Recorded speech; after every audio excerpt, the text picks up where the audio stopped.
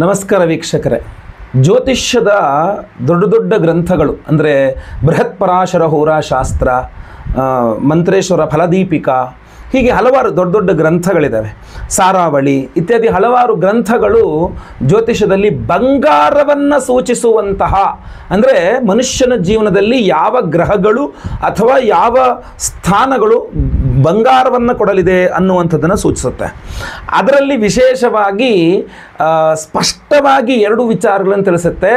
ಭಾವಗಳಲ್ಲಿ ಅಂತಂದರೆ ಮನೆಗಳಲ್ಲಿ ಎರಡನೇ ಮನೆ, ನಿಮ್ಮ ರಾಶಿ ಅಥವಾ ಲಗ್ನದಿಂದ ಎರಡನೇ ಮನೆ, ಹಾಗೂ ಗ್ರಹಗಳಲ್ಲಿ ಶುಕ್ರ ಗ್ರಹ ಬಂಗಾರವನ್ನು ಕೊಡ್ತಕ್ಕಂತಹ ಗ್ರಹ ಅಂತ ಹೇಳುತ್ತೆ.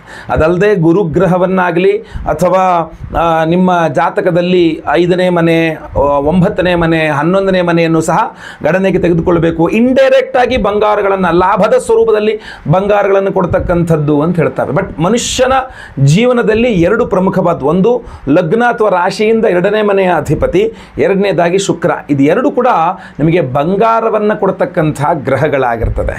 ಸೊ ವೃಷಭ ರಾಶಿಯವರು ನೀವು ಅಂತಂದರೆ ಇವತ್ತಿನ ವಿಡಿಯೋದಲ್ಲಿ ನಾನು ವೃಷಭ ರಾಶಿಯವರ ಜೀವನದಲ್ಲಿ ಬಂಗಾರದ ವಿಚಾರವಾಗಿ ಮಾತಾಡ್ತೀನಿ. ನೀವು ಬಂಗಾರ ಬೇಕು ನಿಮಗೆ ಅಂದರೆ ಏನು ಮಾಡಬೇಕು, ಅಥವಾ ಅಡಮಾನ ಇಟ್ಟ ಬಂಗಾರವನ್ನು ಬಿಡಿಸಿಕೊಳ್ಳುವಂತಾಗಬೇಕು ಅಂದರೆ ಏನು ಮಾಡಬೇಕು ಅನ್ನತಕ್ಕಂಥ ವಿಚಾರಗಳನ್ನೆಲ್ಲ ನಾನು ವಿಡಿಯೋದಲ್ಲಿ ತಿಳಿಸ್ತೇನೆ. ನಮಸ್ಕಾರ, ನಾನು ವಿಠಲ್ ಭಟ್ ಮಾತಾಡ್ತಾ ಇರ್ತಕ್ಕಂಥದ್ದು. ನೀವು ಮೊದಲೇ ಸಲ ನಮ್ಮ ಚಾನಲ್ ಬರ್ತಾ ಇದ್ದೀರಾ ಅಂದರೆ ದಯವಿಟ್ಟು ಸಬ್ಸ್ಕ್ರೈಬ್ ಮಾಡೋಕ್ಕೆ ಮರಿಬೇಡಿ. ವಾಟ್ಸಪ್, ಫೇಸ್ಬುಕ್, ಮೆಸೆಂಜರ್, ಟೆಲಿಗ್ರಾಮ್ ಎಲ್ಲ ಕಡೆ ವಿಡಿಯೋನ ಶೇರ್ ಮಾಡಲಿಕ್ಕೆ ಮರಿಬೇಡಿ. ಪ್ರತಿಯೊಬ್ಬ ವೃಷಭ ರಾಶಿಯವರಿಗೆ ಈ ವಿಚಾರ ಗೊತ್ತಾಗಬೇಕು, ವಿಶೇಷವಾದ ವಿಚಾರ. ಅಷ್ಟೇ ಅಲ್ಲದೆ ನೀವೇನು ಸಬ್ಸ್ಕ್ರೈಬ್ ಮಾಡ್ಕೊಳ್ಳಿ ಅಂದರೆ ಸಬ್ಸ್ಕ್ರೈಬ್ ಮಾಡ್ಕೊಂಡು ಬೆಲ್ ಬಟನ್ ಹೊತ್ಕೊಂಡು ಆಲ್ ಅಂತ ಮಾಡ್ಲಿಕ್ಕೆ ದಯವಿಟ್ಟು ಮರಿಬೇಡಿ. ಫೇಸ್ಬುಕ್ಕಲ್ಲಿ ನೋಡ್ತಾ ಇದ್ದೀರಾ, ನಮ್ಮ ಪೇಜನ್ನು ಫಾಲೋ ಮಾಡ್ಲಿಕ್ಕೆ ದಯವಿಟ್ಟು ಮರಿಬೇಡಿ. ಬಹಳ ಪ್ರಮುಖವಾಗಿ ಬಂಗಾರ ಯಾರಿಗೆ ಬೇಡ ಸ್ವಾಮಿ, ಇವತ್ತಿನ ದಿವಸ 9,000 10,000 ದಾಟ್ತಾ ಇದೆ, ಇನ್ನು ಎಲ್ಲಿಗೆ ಹೋಗ್ಬಿಟ್ಟುತ್ತೆ ಬಂಗಾರ ಅನ್ನುವಂಥದ್ದೇ ಗೊತ್ತಿಲ್ಲದೆ ಇರತಕ್ಕಂಥ ಒಂದು ವಿಚಿತ್ರವಾದಂತಹ ಸನ್ನಿವೇಶ. ಸೊ ಇಂತಹ ಸಂದರ್ಭದಲ್ಲಿ ಬಂಗಾರವನ್ನು ಖರೀದಿ ಮಾಡಬೇಕು ಅಥವಾ ನನ್ನ ಜೀವನದಲ್ಲಿ ನಾನು ಬಂಗಾರ ಖರೀದಿ ಮಾಡ್ತೀನ, ನನ್ನ ಕೈಲಿ ಆಗುತ್ತಾ ಅನ್ನುವಂಥದ್ದು ಭಾಳಷ್ಟು ಜನರ ಅನುಮಾನವಾಗಿದ್ದರೆ, ಇನ್ನಷ್ಟು ಜನರದ್ದು ಆಲ್ರೆಡಿ ಸಂಪಾದನೆ ಮಾಡಿಬಿಟ್ಟೆ, ಚೆನ್ನಾಗಿ ಬಂಗಾರ ಸಂಪಾದನೆ ಮಾಡಿದ್ದೆ, ಬಟ್ ಎಲ್ಲ ತೊಗೊಂಡೋಗಿ ಅಡಮಾನ ಗೋಲ್ಡ್ ಲೋನಲ್ಲಿ ಇಟ್ಬಿಟ್ಟಿದ್ದೀನಿ, ಸೊ ಈಗ ನಾನು ಏನು ಮಾಡಲಿ ಅನ್ನುವಂಥ ಚಿಂತೆ ಭಾಳಷ್ಟು ಜನರದ್ದು. ನಾನು ಈ ಮಧ್ಯೆ ಭಾಳಷ್ಟು ವಿಡಿಯೋಗಳನ್ನು ಮಾಡ್ಕೊಂಡು ಬಂದಿದ್ದೆ, ಅದರಲ್ಲೆಲ್ಲ ತಿಳಿಸ್ಕೊಂಡಿದ್ದೆ. ವೃಷಭ ರಾಶಿಯವರಿಗೆ ಈ ವರ್ಷ ತುಂಬ ಚೆನ್ನಾಗಿದೆ. ಈ ಕಡೆ ಗುರುಬಲನೂ ಇದೆ, ಈ ಕಡೆ ಶನಿ ಬಲನೂ ಇದೆ, ಚೆನ್ನಾಗಿದೆ ಅಂತ ನೋಡಿ. ನಾನು ಆಗಲೇ ಹೇಳಿದೆ ಒಂದು ವಿಚಾರ, ಈ ದ್ವಿತೀಯಾಧಿಪತಿ ಹಾಗೂ ಶುಕ್ರ ಅಂತ ನೋಡಿ. ವೃಷಭ ರಾಶಿಯವರಿಗೆ ದ್ವಿತೀಯಾಧಿಪತಿ ಯಾರು? ಬುಧ ಗ್ರಹ. ಶುಕ್ರ ಯಾರು? ರಾಶ್ಯಾಧಿಪತಿಯೇ. ಅಲ್ಲಿಗೆ ಬುಧ ಹಾಗೂ ಶುಕ್ರ ಚೆನ್ನಾಗಿದ್ದರೆ ವೃಷಭ ರಾಶಿಯವರಿಗೆ ಬಂಗಾರವನ್ನು ಸಂಪಾದನೆ ಮಾಡಲಿಕ್ಕೆ ಬಹಳ ಚೆನ್ನಾಗಿ ಅನುಕೂಲ ಆಗುತ್ತೆ. ದ್ವಿತೀಯಾಧಿಪತಿ ಬುಧ ಚೆನ್ನಾಗಿದ್ದರೆ ಬಂಗಾರ ಚೆನ್ನಾಗಿ ಬರುತ್ತೆ. ಅಲ್ಲಿಗೆ ನಿಮ್ಮ ವೈಯಕ್ತಿಕ ಜಾತಕದಲ್ಲಿ ಬುಧ ಎಲ್ಲಿದ್ದಾನೆ, ಶುಕ್ರ ಎಲ್ಲಿದ್ದಾನೆ ಬಹಳ ಇಂಪಾರ್ಟೆಂಟ್ ಆಗಿರುತ್ತೆ. ಹಾಗೂ ನಿಮ್ಮ ದಶಾಭುಕ್ತಿ, ಮಹಾದಶ, ಅಂತರ್ದಶ, ಪ್ರಾಣದಶ, ಸೂಕ್ಷ್ಮದಶ ಹೀಗೆಲ್ಲ ಇರುತ್ತೆ. ಪ್ರತಿಯೊಬ್ಬರು ಲೇಯರ್ ವೈಸ್ ಇರುತ್ತೆ. ಸೊ ಆ ನವಗ್ರಹಗಳ ಒಂದು ಚಲನೆ, ರೊಟೇಷನ್ನು ನಿಮಗೆ ದಶಾಭುಕ್ತಿಯಲ್ಲಿ ಚೇಂಜ್ ಆಗ್ತಾ ಇರುತ್ತೆ. ಎಲ್ಲಿ ನಿಮಗೆ ಶುಕ್ರ ಹಾಗೂ ಬುಧ ಬರ್ತಾ ಇರ್ತಾನೆ ರಿಪೀಟೆಡ್ಲಿ, ಅಲ್ಲೆಲ್ಲ ನಿಮಗೆ ಮತ್ತೆ ಮತ್ತೆ ಮತ್ತೆ ಮತ್ತೆ ಪುನಃ ಬಂಗಾರವನ್ನು ಖರೀದಿಸುವಂತಹ ಯೋಗ ಫಲಗಳು. ಅದೇನಾದ್ರು ಶುಕ್ರ ಬುಧ ಚೆನ್ನಾಗಿಲ್ಲ, ನೀಚ ಸ್ಥಿತಿಯಲ್ಲೋ ಕೆಟ್ಟ ಸ್ಥಾನಗಳಲ್ಲೋ ಜಾತಕಗಳಿದ್ದಾರೆ ಅಂದರೆ ಅದೆಲ್ಲ ಬಂದಾಗೆಲ್ಲ ಬಂಗಾರವನ್ನು ಕಳ್ಕೊಳ್ಳೋದು, ಹಾಳು ಮಾಡ್ಕೊಳ್ಳೋದು, ಅಥವಾ ಅಡಮಾನ ಎಂತಕ್ಕಂಥದ್ದು, ಈ ಥರ ಅದನ್ನು ನಷ್ಟ, ಬಂಗಾರವನ್ನು ನಷ್ಟ ಮಾಡಿಕೊಳ್ತಕ್ಕಂಥ ಯೋಗಗಳು ಬಂದ್ಬಿಡ್ತದೆ. ಅಂದರೆ ಮೇನ್ ಇಂಪಾರ್ಟೆಂಟ್ ಫೋಕಸ್ ಎರಡರ ಮೇಲೆ, ಒಂದು ಶುಕ್ರ, ಇನ್ನೊಂದು ಬುಧ ಅಂತ. ಸೊ ನೀವು ಬಂಗಾರವನ್ನು ಸಂಪಾದನೆ ಮಾಡಬೇಕು ಅಂದರೆ ಅಮ್ಮನವರ ಆರಾಧನೆ, ಶುಕ್ರನ ಅಭಿಮಾನಿ ದೇವರ ಅಮ್ಮನವರು. ಸೊ ಅಮ್ಮನವರ ಆರಾಧನೆ, ಶುಕ್ರವಾರ ಅಮ್ಮನವರ ದೇವಸ್ಥಾನಗಳಿಗೆ ಹೋಗಿ ಒಂದು ಕುಂಕುಮಾರ್ಚನೆ ಮಾಡಿಸೋದು, ಮುತ್ತೈದರಿಗೆ ಕಾಲಿಗೆ ಬಿದ್ದು ನಮಸ್ಕಾರ ಮಾಡಿ ಅವರಿಗೆ ಅರಿಶಿನ, ಕುಂಕುಮ, ಬಿಳಿದೆಲೆ, ಅಡಿಕೆ, ಫಲ, ತಾಂಬೂಲಾದಿಗಳನ್ನು ಕೊಟ್ಟು ಅವ್ರನ್ನ ಸಂತೋಷ ಪಡಿಸ್ತಕ್ಕಂಥದ್ದು. ಅಥವಾ ಒಂದು 6 ತಿಂಗಳಿಗೋ 3 ತಿಂಗಳಿಗೋ ವರ್ಷಕ್ಕೊಂದ್ಸಲ ಕಡ್ಡಾಯವಾಗಿ ಅಮ್ಮನವರ ಸನ್ನಿಧಾನಗಳು, ಈಗ ಉದಾಹರಣೆಗೆ ಮೈಸೂರಿನಲ್ಲಿ ಚಾಮುಂಡೇಶ್ವರಿ ಅಮ್ಮನವರು, ಅದು ಬಂದು 18 ಶಕ್ತಿ ಪೀಠಗಳಲ್ಲಿ ಒಂದು ಚಾಮುಂಡೇಶ್ವರಿ. ಸೊ ಅಲ್ಲಿಗೆ ಹೋಗಿ ಬರಬಹುದು. ದಕ್ಷಿಣ ಕನ್ನಡ ಜಿಲ್ಲೆಯಲ್ಲಿ ಎಷ್ಟೆಲ್ಲ ಅಮ್ಮನವರ ಕ್ಷೇತ್ರಗಳಿದೆ. ನಿಮಗೆ ಕೊಲ್ಲೂರು ಮೂಕಾಂಬಿಕಾ ತಾಯಿಯಿಂದ ಹಿಡಿದು ಹೊರನಾಡು ಅನ್ನಪೂರ್ಣೇಶ್ವರಿಯಿಂದ ಹಿಡಿದು ಬಹಳಷ್ಟು ಜನ ಅಮ್ಮನವರ ಸನ್ನಿಧಾನಗಳಿದೆ, ಅಲ್ಲಿಗೆ ಹೋಗಿ ಬರಬಹುದು. ಈ ಥರ ಅಮ್ಮನವರ ಸನ್ನಿಧಾನಗಳಿಗೆ ಹೋಗಿ ಅಲ್ಲಿ ಪ್ರಾರ್ಥನೆ, ಹರಕೆ, ತುಲಾಭಾರ ಸೇವೆ ಇತ್ಯಾದಿಗಳು ಮಾಡಿಸ್ಕೊಳ್ಳೋದ್ರಿಂದ ವೃಷಭ ರಾಶಿಯವರಿಗೆ ಬಂಗಾರವನ್ನು ಸಂಪಾದನೆ ಮಾಡಿಕೊಳ್ಳತಕ್ಕಂಥ ಯೋಗ ಫಲಗಳು, ಖರೀದಿ ಇತ್ಯಾದಿಗಳು ಮಾಡ್ತಕ್ಕಂಥ ಸಂರಕ್ಷಿಸುವಂತಹ ಯೋಗ ಫಲಗಳು ಚೆನ್ನಾಗಿ ಬರುತ್ತೆ. ಎರಡನೇದಾಗಿ ಬುಧನ ಅಂತಂದರೆ ವಿಷ್ಣು. ನೀವು ತಿರುಪತಿ ವೆಂಕಟೇಶ್ವರನಿಗೆ ಬುಧವಾರದ ದಿವಸ ನಡ್ಕೊಂಡು ಬೆಟ್ಟ ಹತ್ತಿ, ಅಂದರೆ ತಿರುಪತಿವರೆಗೆ ಹೆಂಗೆ ಬೇಕಾದ್ರೂ ಹೋಗಿ, ಬೆಟ್ಟ ಮಾತ್ರ ನಡ್ಕೊಂಡು ಹತ್ತಿ ಸ್ವಾಮಿಯ ದರ್ಶನ ಮಾಡ್ಕೊಂಡು ಬಂದರೆ ಬುಧವಾರದ ದಿವಸ ನಿಮ್ಮ ಬಂಗಾರವನ್ನು ಖರೀದಿ ಮಾಡುವಂತಹ ಯೋಗ ಫಲಗಳು ತುಂಬ ಚೆನ್ನಾಗಿ ವೃದ್ಧಿಸುತ್ತೆ. ಪ್ರತಿದಿನ ಮನೆಯಲ್ಲಿ ವಿಷ್ಣು ಸಹಸ್ರನಾಮ, ಲಲಿತಾ ಸಹಸ್ರನಾಮ ಶ್ರವಣ ಮಾಡೋದ್ರಿಂದ, ಒಳ್ಳೆಯ ಗುರುಗಳನ್ನ ಹೋಗಿ ಅವರನ್ನ ಭೇಟಿ ಮಾಡಿ ಅವರಿಂದ ನೀವು ಲಲಿತಾ ಸಹಸ್ರನಾಮ, ವಿಷ್ಣು ಸಹಸ್ರನಾಮ ಪಾಠ ಮಾಡಿಸ್ಕೊಂಡು ಯಾವುದೇ ವ್ಯಾಕರಣ ದೋಷಗಳಿಲ್ಲದೆ, ತಪ್ಪುಗಳಿಲ್ಲದೆ ಸರಿಯಾಗಿ ಅದನ್ನು ಪ್ರತಿನಿತ್ಯ ಪಠನೆ ಮಾಡೋದ್ರಿಂದ ಬಂಗಾರ ವೃದ್ಧಿ ಆಗುತ್ತೆ. ಏನೂ ಇಲ್ಲ ಅಂದರೆ ಲಕ್ಷ್ಮೀ ಅಷ್ಟೋತ್ರ, ವಿಷ್ಣು ಅಷ್ಟೋತ್ರ ಪಠನೆ ಮಾಡ್ಕೊಳ್ತಾ ಇದ್ದರೂ ಕೂಡ ನಿಮಗೆ ಬಂಗಾರವನ್ನು ಖರೀದಿ ಮಾಡುವಂಥ ಯೋಗ ಫಲಗಳು ತುಂಬ ಚೆನ್ನಾಗಿ ಬಂದ್ಬಿಡುತ್ತೆ. ವಾರದಲ್ಲಿ ಒಂದು ವಾರ ಬುಧವಾರದ ದಿವಸ ಒಂದು ಹೊತ್ತು ಉಪವಾಸ ಮಾಡಿದ್ರೂ ಬಂಗಾರವನ್ನು ಖರೀದಿ ಮಾಡುವಂಥ ಯೋಗ ಫಲಗಳು ತುಂಬ ಚೆನ್ನಾಗಿ ಬಂದ್ಬಿಡುತ್ತೆ, ಆಯ್ತಲ್ವಾ? ಸೊ ಆಮೇಲೆ ಮನೆ ಹತ್ತಿರದಲ್ಲಿ ಯಾದರೂ ರಾಮ, ಕೃಷ್ಣ, ನರಸಿಂಹ, ವೆಂಕಟೇಶ್ವರ, ರಂಗನಾಥ ಈ ಥರ ವಿಷ್ಣುವಿನ ಸಂಬಂಧಪಟ್ಟಂತಹ ದೇವಸ್ಥಾನಗಳಿದ್ರೆ ಬುಧವಾರಗಳಲ್ಲಿ ಸ್ವಾಮಿಗೆ ತುಳಸಿಯಲ್ಲಿ ಅರ್ಚನೆ ಮಾಡಿಸ್ತಕ್ಕಂಥದ್ದು. ಅಮ್ಮನವರ ದೇವಸ್ಥಾನ ಇದ್ದರೆ ಶುಕ್ರವಾರಗಳಲ್ಲಿ ಅಮ್ಮನವರ ದೇವಸ್ಥಾನದಲ್ಲಿ ಕುಂಕುಮಾರ್ಚನೆ ಮಾಡಿಸಿ ಆ ಕುಂಕುಮವನ್ನು ಹಣೆಯಲ್ಲಿ ಇಟ್ಕೊಳ್ತಕ್ಕಂಥದ್ದು ಸಹ ನಿಮಗೆ ಒಳ್ಳೆಯ ಬಂಗಾರವನ್ನು ಖರೀದಿ ಮಾಡ್ತಕ್ಕಂಥ ಯೋಗ ಫಲಗಳು. ಇನ್ನು ಅಡಮಾನ, ಇದು ನಾನು ಬಹಳಷ್ಟು ಜನಕ್ಕೆ ಹೇಳ್ತೇನೆ, ಬಹಳಷ್ಟು ವಿಡಿಯೋಗಳಲ್ಲಿ ಹೇಳಿದ್ದೇನೆ, ಬಹಳಷ್ಟು ಸಲ ಹೇಳಿದ್ದೇನೆ. ದಯವಿಟ್ಟು ಬಂಗಾರನ ಅಡ ಇಡಬೇಡಿ. ಯಾವ ಮನೆಯಲ್ಲಿ ಬಂಗಾರವನ್ನು ಅಡ ಇಡ್ತೀರೋ ಅಲ್ಲಿ ದರಿದ್ರ ಸುತ್ಕೊಳ್ಳೋಕೆ ಶುರು ಮಾಡಿಬಿಡುತ್ತೆ. ನೀವು ತುಂಬ ಚೆನ್ನಾಗಿದ್ದವರು ಕೂಡ ಹಾಗೆ ಹಾಗೆ ಹಾಗೆ ಹಾಗೆ ಹಾಗೆ ದಾರಿದ್ರ್ಯಕ್ಕೆ ಹೋಗ್ಬಿಡ್ತೀರಾ ಅಂತ. ಅದರಲ್ಲೂ ವಿಶೇಷವಾಗಿ ವೃಷಭ ರಾಶಿಯವರಿಗೆ ಇವಾಗ ಗುರುಬಲ ಇದೆ, ವೃಷಭ ರಾಶಿಯವರಿಗೆ ಇವಾಗ ಶನಿ ಬಲ ಇದೆ. ಇಂಥ ಸಂದರ್ಭದಲ್ಲಿ ನೀವು ತಗೊಂಡೋಗಿ ಬಂಗಾರ ಅಡ ಇಟ್ರಿ, ಇನ್ನು ಬಂಗಾರವನ್ನು ಖರೀದಿ ಮಾಡಬೇಕು. ಅದನ್ನು ಹೊರತುಪಡಿಸಿ ನೀವು ಅಡಮಾನ ಇಡ್ಲಿಕ್ಕೆ ಶುರು ಮಾಡಿದ್ರಿ ಅಂತ ಆದರೆ ಅದು ನಿಮಗೆ ದಾರಿದ್ರ್ಯವನ್ನು, ಕಷ್ಟವನ್ನು, ನಷ್ಟವನ್ನು, ಲಾಸನ್ನು ಸ್ವಲ್ಪ ಜಾಸ್ತಿ ತಂದುಬಿಡುತ್ತೆ. ಅದೊಂದು ಕೆಟ್ಟ ಪದ್ಧತಿ ಅದು. ಹೇಗೆ ನಾನು ಹೇಳ್ತಾ ಇರ್ತೀನಿ, ಈಗ ನೀವು ಹೇಳ್ತಿರಲ್ಲ, ಈಗ ಒಂದು ಸಿಗರೇಟ್, ಧೂಮ್ರಪಾನ, ಮದ್ಯಪಾನ ಇದೆಲ್ಲ ಕೆಟ್ಟ ಚಟಗಳು. ಅದೇ ಥರ ಅದೇ ಸಾಲಲ್ಲೇ ನೀವು ಬಂಗಾರವನ್ನು ಅಡಮಾನ ಇಡೋದನ್ನು ಮಾಡಬೇಕು. ನೋಡಿ, ನೀವು ಲೆಕ್ಕ ಹಾಕಿ ಒಂದು 10-15 ವರ್ಷದ ಹಿಂದ್ಗಡೆ ಹೋಗಿ, ಎಲ್ಲರೂ ಸಹ ಬಂಗಾರವನ್ನು ತೊಗೊಂಡೋಗಿಲ್ಲ, ಸೇಟು ಅಂಗಡಿಗಳಲ್ಲಿ ಅಡಾಡ್ತಿದ್ರು ಬಿಟ್ಟರು ಮತ್ತೆಲ್ಲೂ ಅಡಾಡ್ತಿರಲ್ಲ. ಆಮೇಲೆ ಒಂದು 10-15 ವರ್ಷದಿಂದ ಪ್ರೈವೇಟ್ ಪ್ಲೇಯರ್ಸ್ ಅಂತ ಒಂದಿಷ್ಟು ಜನ ಫಿನಾನ್ಸ್ಗಳಂತ ಬಂದ್ವು. ಅವೆಲ್ಲ ಬಂಗಾರ ಅಡ ಇಡಿ ಅಂತ ಶುರು ಮಾಡಿದ್ರು, ಅಡ್ವರ್ಟೈಸ್ಮೆಂಟ್ಗಳು ಜಾಸ್ತಿ ಮಾಡಿದ್ವು. ಆಮೇಲೆ ಇವಾಗ ನ್ಯಾಷನಲೈಸ್ಡ್ ಬ್ಯಾಂಕ್ಗಳಲ್ಲೇ ಕೂಡ ಗೋಲ್ಡ್ ಲೋನ್ಗಳು ಶುರುವಾಗಿದೆ. ಆ ಬ್ಯಾಂಕ್ ಎಂಪ್ಲಾಯೀಸ್ಗೂ ಕೂಡ ಎಷ್ಟು ಗೋಲ್ಡ್ ಲೋನ್ ಮಾಡಿದ್ರಿ ಅಂತ ಟಾರ್ಗೆಟ್ಗಳು ಕೊಡ್ಲಿಕ್ಕೆ ಶುರು ಮಾಡಿದೆ. ಪ್ರತಿಯೊಬ್ಬರು ತಮ್ಮಲ್ಲಿರುವ ಬಂಗಾರವನ್ನು ತಗೊಂಡೋಗಿ ಇವತ್ತಿನ ದಿನಗಳಲ್ಲಿ ಅಡಮಾನ ಇಡ್ತಕ್ಕಂಥದ್ದು ಜಾಸ್ತಿ ಆಗಿದೆ. ಮನೆಯ ಲಕ್ಷ್ಮಿನ ತಗೊಂಡೋಗಿ ನೀವು ಅಡ ಇಡ್ತಾ ಇದ್ದೀರಾ. ದಯವಿಟ್ಟು ನಾನು ಹೇಳ್ತೇನೆ, ಆ ಕೆಲಸವನ್ನು ಮಾಡಬೇಡಿ. ಮೊಟ್ಟ ಮೊದಲಾಗಿ ಇದನ್ನು ಬಿಡಿಸ್ಕೊಂಡು ಬರೋದು ಹೇಗೆ? ಈಗ ಆಲ್ರೆಡಿ ಅಡಮಾನ ಇಟ್ಬಿಟ್ಟಿದ್ದೀವಿ ಗುರುಗಳೇ, ಇದನ್ನು ಬಿಡಿಸ್ಕೊಂಡು ಬಂದ್ಬಿಟ್ರೆ ಇನ್ನು ಮೇಲೆ ಇಡಲ್ಲ ಅಂತ, ಇದೇ ಮಾತ್ರ ಮೇಲೆ ಇರಬೇಕು ನೀವು. ಒಂದು ಭಗವಂತನಲ್ಲೂ ಇದನ್ನೇ ಪ್ರಾರ್ಥನೆ ಮಾಡಬೇಕು. ದುರ್ಗಾದೇವಿಯಲ್ಲಿ, ವಿಷ್ಣು ಮೂರ್ತಿಯಲ್ಲಿ ಇದನ್ನೇ ಪ್ರಾರ್ಥನೆ ಮಾಡಬೇಕಪ್ಪ, ಯಾವುದೋ ಒಂದು ತಪ್ಪು ಕೆಟ್ಟ ಘಟನೆ, ನಾನು ಬಂಗಾರವನ್ನು ಅಡ ಇಟ್ಬಿಟ್ಟೆ, ಆದರೆ ಇನ್ಮೇಲೆ ನಾನು ಇಡಲ್ಲ, ದಯವಿಟ್ಟು ನನಗೆ ಇದೊಂದು ಸಲ ಬಿಡಿಸ್ಕೊಟ್ಬಿಟ್ಟು ನಾನು ಇನ್ಮೇಲೆ ಬಂಗಾರ ಇಡಕ್ಕೆ ಹೋಗಲ್ಲ ಅಂತೇಳಿ ಭಗವಂತನಲ್ಲಿ ಒಂದು ಪ್ರಾರ್ಥನೆನೋ, ಒಂದು ಹರಕೆ ಥರನೋ, ಒಂದು ದೃಢ ನಿರ್ಧಾರಕ್ಕೆ ನೀವು ಬರಬೇಕು.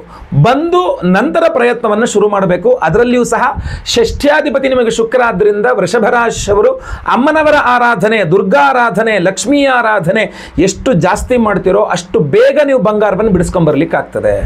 ನೀವು ಒಂದು 10 ಗ್ರಾಮೋ 5 ಗ್ರಾಮೋ ಎಷ್ಟೋ ಅಷ್ಟು ಬಂಗಾರವನ್ನು ಬಿಡಿಸ್ಕೊಂಬರ್ತೀರಿ ಅಂತಂದಾಗ ಅದರಲ್ಲಿ ಒಂದು 100 ಮಿಲಿಯಷ್ಟೋ 200 ಮಿಲಿಯಷ್ಟೋ ಬಂಗಾರದ ದುಡ್ಡನ್ನು ಅಮ್ಮನವರ ಹುಂಡಿಯಲ್ಲಿ ಹಾಕಿ ಈ ಬಂಗಾರ ಬಿಡಿಸ್ಕೊಂಡು ಬಂದರೆ ಅದರಲ್ಲೊಂದು 100 ಮಿಲಿ ಅಂದರೆ ಇವತ್ತಿನ ದಿವಸಕ್ಕೆ ಒಂದು 1000 ರೂಪಾಯಿ ಆಗ್ಬೋದಾ? ಸೊ ಅಷ್ಟು ದುಡ್ಡನ್ನು ಹುಂಡಿಲಿ ಹಾಕ್ತೀನಮ್ಮ, ಆ ಬಂಗಾರವನ್ನು ಬಿಡಿಸ್ಕೊಂಡು ಬರಂಗೆ ಮಾಡ್ಕೊಡಮ್ಮ ಅಂತ ನೀವು ಯಾವ್ದಾದ್ರು ಅಮ್ಮನವರ ದೇವಸ್ಥಾನಗಳಲ್ಲಿ ಹರಕೆ ಮಾಡಿಕೊಂಡ್ರು ದೊಡ್ಡ ದೊಡ್ಡ ಕ್ಷೇತ್ರಗಳಲ್ಲಿ ತುಂಬ ಚೆನ್ನಾಗಿರುತ್ತೆ. ಅದೇ ಅಮ್ಮನವರ ದೇವಸ್ಥಾನಗಳಲ್ಲಿ ಶುಕ್ರವಾರಗಳಲ್ಲಿ ತುಲಾಭಾರ ಸೇವೆ, ಅನ್ನದಾನ ಸೇವೆ, ಅಲ್ಲೇ ಪ್ರಸಾದ ಭೋಜನ ಮಾಡಿ ಆ ಅಮ್ಮನವರಲ್ಲಿ ಪ್ರಾರ್ಥನೆ ಮಾಡಿ ಆ ಬಂಗಾರ ಒಂದು ವಾಪಸ್ ಬಂದ್ಬಿಡ್ಲಮ್ಮ ಅಂತ ಅಂದ್ಕೊಂಡ್ರೆ ಖಂಡಿತವಾಗಿ ನಿಮ್ಮ ಬಂಗಾರ ವಾಪಸ್ ಕೊಡಿಸ್ತಾಳೆ ತಾಯಿ. ಸೊ ವೃಷಭ ರಾಶಿಯವರು ದುರ್ಗಾರಾಧನೆಯನ್ನು ಜಾಸ್ತಿ ಮಾಡಬೇಕು. ಹಾಗೂ ನೆನಪಿಟ್ಕೊಂಡು ಹೇಳ್ತೀನಿ, ಇನ್ನು ಮೇಲೆ ದೃಢ ನಿರ್ಧಾರ, ಯಾವುದೇ ಕಾರಣಕ್ಕೆ ಬಂಗಾರ ಅಡ ಇಡಬೇಡ ಅಂತ ಪ್ರಾರ್ಥನೆ ಮಾಡ್ಕೊಳ್ಳಿ. ಈ ವಿಡಿಯೋ ಅಂಡಲ್ಲಿ ಒಂದು ಅದ್ಭುತವಾದಂತಹ ಸ್ವರ್ಣಾಕರ್ಷಣ ಭೈರವ ಅಂತ ಒಂದು ಮಂತ್ರವನ್ನು ತಿಳಿಸ್ತೇನೆ. ಆ ಸ್ವರ್ಣಾಕರ್ಷಣ ಭೈರವ ಮಂತ್ರ ಬಂಗಾರ ಇಲ್ಲದವರಿಗೆ ಬಂಗಾರ ಖರೀದಿ ಮಾಡಲಿಕ್ಕೂ ಅನುಕೂಲ ಮಾಡಿಕೊಡ್ತದೆ. ಆಲ್ರೆಡಿ ಬಂಗಾರ ಇದೆ ಬಟ್ ಅಡಮಾನ ಇಟ್ಬಿಡ್ತೀನಿ, ಬಿಡಿಸ್ಕೊಂಡು ಬರಬೇಕು ಅನ್ನೋರಿಗೂ ಇದು ತುಂಬ ಸಹಾಯಕವಾಗ್ತದೆ. ಆ ವಿಶೇಷವಾದಂತಹ ಸ್ವರ್ಣಾಕರ್ಷಣ ಭೈರವ ಮಂತ್ರವನ್ನು ದಯವಿಟ್ಟು ಪ್ರತಿದಿನ ಒಂದು 28 ಬಾರಿಯೋ 108 ಬಾರಿಯೋ ಕೇಳಿಸ್ಕೊಳ್ಳಿ ಅಥವಾ ಜಪ ಮಾಡಿ ಅದನ್ನು ಖಂಡಿತವಾಗಿ ಪ್ರಾರ್ಥನೆ ಮಾಡ್ಕೊಳ್ಳಿ. ಇಲ್ಲ ಅದೇ ಸ್ವರ್ಣಾಕರ್ಷಣ ಭೈರವ ಹೋಮದ ಒಂದು ವಿಶೇಷವಾದ ಪರಿಹಾರ ನಾವು ಮಾಡ್ತಾ ಇದ್ದೇವೆ. ಅದೇನಪ್ಪ ಅಂತಂದರೆ, ವೀಕ್ಷಕರೇ, ಈ ಬಂಗಾರದ ವಿಚಾರದಲ್ಲಿ ಅಂದರೆ ನೀವು ಅಡಮಾನ ಇಟ್ಟ ಬಂಗಾರ ಬಿಡಿಸಿಕೊಳ್ಳಿಕ್ಕಾಗಿರಬಹುದು ಅಥವಾ ಬಂಗಾರವನ್ನು ಸಂಪಾದನೆ ಮಾಡಿಕೊಳ್ಳಿಕ್ಕಾಗಬಹುದು. ಪ್ರತಿಯೊಬ್ಬ ಮನುಷ್ಯನಿಗೂ ಅನುಕೂಲವಾಗಬೇಕು ಅಂಥೇಳಿ ನಮ್ಮಲ್ಲಿ ವಿಶೇಷವಾದಂತಹ ಮಂತ್ರಗಳಿದೆ. ಆ ಮಂತ್ರಗಳಲ್ಲಿ ಒಂದು ಸ್ವರ್ಣಾಕರ್ಷಣ ಭೈರವ ಮಂತ್ರ ಅಂತ. ಈ ವಿಡಿಯೋ ಎಂಡಲ್ಲಿ ನಾನು ಹೇಳ್ತೀನಿ ಆ ಮಂತ್ರವನ್ನು ಅಂತ ಹೇಳಿದ್ದೀನಿ, ಖಂಡಿತವಾಗಿ ಹೇಳ್ತೇನೆ. ಆ ವಿಶೇಷವಾದಂತಹ ಸ್ವರ್ಣಾಕರ್ಷಣ ಭೈರವ ಮಂತ್ರವನ್ನು ಗುರುಪೂರ್ಣಿಮೆಯ ದಿವಸ ಅಂದರೆ ಜುಲೈ 10ನೇ ತಾರೀಕು ಗುರುವಾರ ಅದೇ ಮಂತ್ರದಿಂದ ಹೋಮವನ್ನು ಮಾಡ್ತಾ ಇದ್ದೇವೆ. ಸ್ವರ್ಣಾಕರ್ಷಣ ಭೈರವ ಹೋಮ ಅಂತ ಮಾಡ್ತಾ ಇದ್ದೇವೆ, ಆ ಮಂತ್ರ ಹೋಮ ಅಂತ ಮಾಡ್ತಾ ಇದ್ದೇವೆ. ಸೊ ಈ ಒಂದು ವಿಶೇಷವಾದ ಸ್ವರ್ಣಾಕರ್ಷಣ ಭೈರವ ಮಂತ್ರ ಹೋಮದಲ್ಲಿ ಈ ಧನಾಕರ್ಷಕ ಅದ್ಭುತವಾದ ಮಣಿಯನ್ನು ಇಟ್ಟು ಇದನ್ನು ಎನರ್ಜೈಸ್ ಮಾಡಲಿದ್ದೇವೆ. ಈ ಧನಾಕರ್ಷಕ ರಾ ಪೈರೈಟ್ ಅಂತ ಕರಿತೀವಿ. ಈ ಧನಾಕರ್ಷಕ ಮಣಿಯನ್ನು ನೀವು ಸ್ವರ್ಣಾಕರ್ಷಣ ಭೈರವ ಒಂದು ಮಂತ್ರದಲ್ಲಿ ಎನರ್ಜೈಸ್ ಮಾಡಿ, ಹೋಮ ಮಾಡಿ, ಎನರ್ಜೈಸ್ ಮಾಡಿ, ಅದು ನಿಮ್ಮ ಹೆಸರು, ನಿಮ್ಮ ಗೋತ್ರ, ನಕ್ಷತ್ರ, ರಾಶಿ, ನಿಮ್ಮದೇ ಹೆಸರಲ್ಲಿ ಸಂಕಲ್ಪ ಮಾಡಿ ಎನರ್ಜೈಸ್ ಮಾಡಿದಾಗ, ಅದು ಯಾವತ್ತು ಗುರುಪೂರ್ಣಿಮೆಯ ದಿವಸ. ಗುರುಪೂರ್ಣಿಮೆ ಗುರುವಾರ, ಗುರುಪೂರ್ಣಿಮೆ ಸಹಸ್ರ ಗುರು ಶಾಂತಿ ಗುರು ದತ್ತಾತ್ರೇಯ ಹೋಮದ ಜೊತೆಯಲ್ಲಿ ಸ್ವರ್ಣಾಕರ್ಷಣ ಭೈರವ ಹೋಮ ಹಾಗೂ ಈ ಬಂಗಾರ ಅಡಮಾನ ಅಥವಾ ಬಂಗಾರ ಸಂಪಾದನೆ ಮಾಡಲಿಕ್ಕೆ ಅಡ್ಡಿ ಆತಂಕಗಳೇನು ಬರಬಹುದು, ಸರ್ಪದೋಷಗಳಿಂದಾಗಿ ಬರಬಹುದು, ದುಡಿದಿದ್ದೇನು ಉಳಿಯಲ್ಲ ಅನ್ನೋ ರೀತಿಯಲ್ಲಿ. ಆದ್ದರಿಂದ ಆಶ್ಲೇಷ ಬಲಿ ಪೂಜೆ, ಸರ್ಪಶಾಂತಿ ಹೋಮವನ್ನು ಮಾಡ್ತಾ ಇದ್ದೇವೆ. ಸೊ ಅದು ಎಲ್ಲದರಲ್ಲೂ ಅದ್ಭುತವಾಗಿ ಈ ಒಂದು ವಿಶೇಷವಾದಂತಹ ಧನಾಕರ್ಷಕ ಮಣಿಯನ್ನು ಎನರ್ಜೈಸ್ ಮಾಡಿ ಕೊಡ್ತಾ ಇದ್ದೇವೆ. ಸಂಕಲ್ಪ ಸೇವೆಗೆ ನೀವು ಹೆಸರು ಕೊಟ್ಕೊಳ್ಬಹುದು. ಸ್ಕ್ರೀನ್ ಮೇಲೆ ಕಾಣುವಂತಹ ನಂಬರ್ಗಳಿಗೆ ನಿಮ್ಮ ಹೆಸರು, ಗೋತ್ರ ಗೊತ್ತಿದ್ರೆ, ನಕ್ಷತ್ರ ಗೊತ್ತಿದ್ರೆ, ರಾಶಿ ಗೊತ್ತಿದ್ರೆ, ಇಲ್ಲ ನಿಮ್ಮ ಹೆಸರು, ನಿಮ್ಮ ಒಂದು ವಿಳಾಸ ಕಳಿಸಿದ್ರು ಪರವಾಗಿಲ್ಲ, ನಿಮಗೆ ಏನು ಗೊತ್ತಿದೆಯೋ ಅದನ್ನು ದಯವಿಟ್ಟು ಬೇಗ ವಾಟ್ಸಪ್ ಮಾಡ್ಕೊಳ್ಳಿ. ಆವತ್ತಿನ ದಿವಸ ಅಂದರೆ 10ನೇ ತಾರೀಕು ಗುರುವಾರ ಬೆಳಗ್ಗೆ 6 ಗಂಟೆಗೆ ಒಂದು ನಿಮ್ಮ ಸಂಕಲ್ಪ ಸೇವೆಯನ್ನು ಆರಂಭವಾಗುತ್ತೆ. ಲೈವಲ್ಲಿ ನಿಮ್ಮ ಹೆಸರೆಲ್ಲ ಸಂಕಲ್ಪ ಆಗುತ್ತೆ. ಒಂದು 10:30 ಮೇಲೆ ನಾವು ಹೋಮಗಳನ್ನು ಪ್ರಾರಂಭ ಮಾಡ್ತೇವೆ. ಅದರಲ್ಲಿ ವಿಶೇಷವಾಗಿ ಸ್ವರ್ಣಾಕರ್ಷಣ ಭೈರವ, ಆ ಸ್ವರ್ಣಾಕರ್ಷಣ ಭೈರವ ಹೋಮದಲ್ಲಿ ಈ ಒಂದು ವಿಶೇಷವಾದಂತಹ ಧನಾಕರ್ಷಕ ಮಣಿ ಇದನ್ನು ಎನರ್ಜೈಸ್ ಮಾಡಿ ಕೊಡ್ತಾ ಇದ್ದೇವೆ. ಸೊ ಸಂಕಲ್ಪ ಸೇವೆಗೆ ಬೇಗ ನೀವು ಹೆಸರು ಕೊಟ್ಕೊಳ್ಬಹುದು. ಯಾಕೆಂದ್ರೆ ಈ ಸ್ವರ್ಣಾಕರ್ಷಣ ಭೈರವ ಹೋಮದ ಜೊತೆಯಲ್ಲಿ ನಾವು ಅವತ್ತು ಗುರುವಾರ ಗುರುಪೂರ್ಣಿಮೆ ಆಗಿರೋದ್ರಿಂದ ಸಹಸ್ರ ಗುರುಶಾಂತಿ ಹೋಮವನ್ನು ಮಾಡಿ 1008 ಸಂಖ್ಯೆಯಲ್ಲಿ ಗುರುಗ್ರಹಕ್ಕೆ ಹೋಮವನ್ನು ಮಾಡಿ ಗುರು ದತ್ತಾತ್ರೇಯರ ಹೋಮವನ್ನು ಸಹ ಮಾಡ್ತಾ ಇದ್ದೇವೆ. ಹಾಗೂ ಅದರಲ್ಲಿ ಅಭಿಮಂತ್ರಣೆ ಮಾಡಿ ವಿಶೇಷವಾಗಿ ನಿಮಗೆ ಈ ಒಂದು ಗುರುಗಳ ಗುರುಪಾದುಕೆಗಳನ್ನು ಸಹ ಕೊಡ್ತಾ ಇದ್ದೇವೆ. ಈ ಒಂದು ಗುರುಪಾದುಕೆಗಳು ಸಹಸ್ರ ಗುರು ಶಾಂತಿ ಹೋಮ, ಗುರುದತ್ತಾತ್ರೇಯ ಹೋಮಗಳಲ್ಲಿ ಅಭಿಮಂತ್ರಣೆ ಆದರೆ ಈ ಒಂದು ವಿಶೇಷವಾದಂತಹ ಧನಾಕರ್ಷಕ ಮಣಿ ನಿಮಗೆ ಸ್ವರ್ಣಾಕರ್ಷಣ ಭೈರವ ಹೋಮ, ಅದೇ ರೀತಿಯಲ್ಲಿ ವಿಶೇಷವಾಗಿ ಆಶ್ಲೇಷ ಬಲಿ ಪೂಜೆ, ಸರ್ಪಶಾಂತಿ ಹೋಮ, ಗುರು ಶನಿ ನವಗ್ರಹ ಶಾಂತಿ ಹೋಮಗಳೆಲ್ಲ ಎನರ್ಜೈಸ್ ಆಗುತ್ತಿದೆಲ್ಲ. ಸೊ ಆದ್ದರಿಂದ ದಯವಿಟ್ಟು ಸಂಕಲ್ಪ ಸೇವೆಗೆ ಹೆಸರು ಕೊಟ್ಕೊಳ್ಳಿ. ಲೈವಲ್ಲಿ ಮೆಸೇಜ್ ಸಂಕಲ್ಪ ಆಗುತ್ತೆ. ಎಲ್ಲ ಹೋಮ ಲೈವ್ ನೋಡ್ತೀರಾ. ಎಲ್ಲ ಹೋಮಗಳ ಭಸ್ಮ, ನಾಗಾರಾಧನೆ, ಅರಿಶಿನ ಪ್ರಸಾದ ಜೊತೆಗೆ ಗುರುಪಾದಿಗಳು, ಈ ಒಂದು ಪಾದುಕೆಗಳು, ಅದ್ರ ಜೊತೆಗೆ ವಿಶೇಷವಾಗಿ ಈ ಧನಾಕರ್ಷಕ ಮಣಿಯನ್ನು ನಿಮಗೆ ನಾವು ಸ್ಪೀಡ್ ಪೋಸ್ಟ್ ಮೂಲಕ ಕಳುಹಿಸಿಕೊಡ್ತೇವೆ. ಸೊ ಅದರಿಂದ ಬೇಗ ಬೇಗ ನಿಮ್ಮ ಹೆಸರು, ಗೋತ್ರ ಗೊತ್ತಿದ್ರೆ, ನಕ್ಷತ್ರ ಗೊತ್ತಿದ್ರೆ ಹಾಗೂ ನಿಮ್ಮ ರಾಶಿ ಗೊತ್ತಿದ್ರೆ ಬೇಗ ವಾಟ್ಸಪ್ ಮಾಡ್ಕೊಳ್ಳಿ. ಎಲ್ಲರಿಗೂ ಸಹ ಒಳ್ಳೆಯದಾಗಲಿ. ಬನ್ನಿ ಈಗ ಆ ವಿಶೇಷವಾದ ಮಂತ್ರವನ್ನು ಕೇಳಿಸ್ಕೊಳ್ಳೋಣ.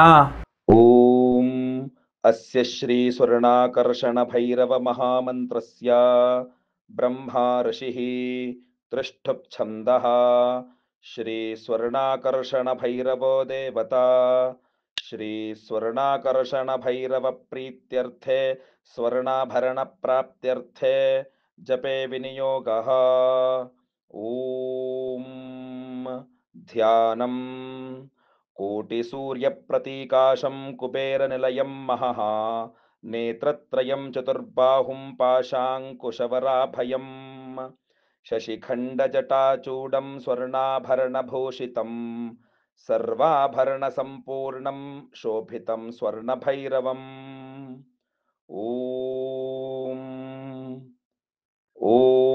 वं आं ह्रूं ह्रीं ह्रां महाभैरवाय फणस्थाय अजामिळबन्धनाय लोकेश्वराय मम दारिद्र्यापहराय ह्रां ह्रीं ह्रूं आं वं